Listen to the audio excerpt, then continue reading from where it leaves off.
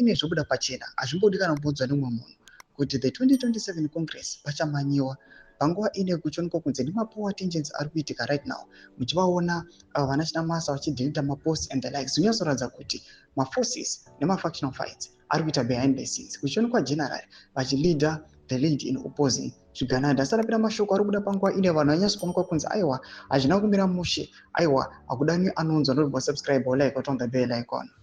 Tichipinda the most critic we-2030 plan, Lin M pahindo yake example achiti, I like the fact that ED is not giving general power in a platter of silver, but is forcing him to fight for who he believes he deserves to be, regardless of the fact that General assisted him to become president. Fighting for his place in the top will give us a chance to a different mindset.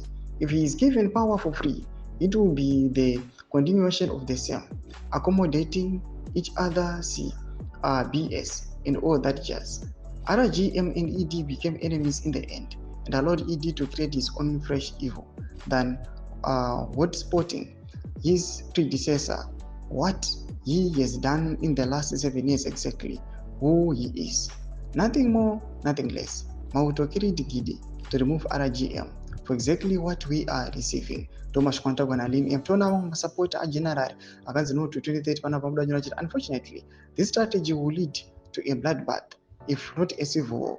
2027 Congress Pachamhanyiwa paJongwe Apo. In fact, the fighting is already intensified. Just a few days ago, Pane Kamurakashi kakauraiswa through an accident in Makoni nanyaye yepi. Thomas Kwarukuda panguva ine zviri kunzi chatobvunduka panguva ine, starting from now zvina zvisina kumira zvakanaka among the ruling parties and give. Imbotse mafunguro enyu kuti kudi pamusoro these power struggles. Nako my section medu mafunguro enyu, subscribe or like, on the bell icon.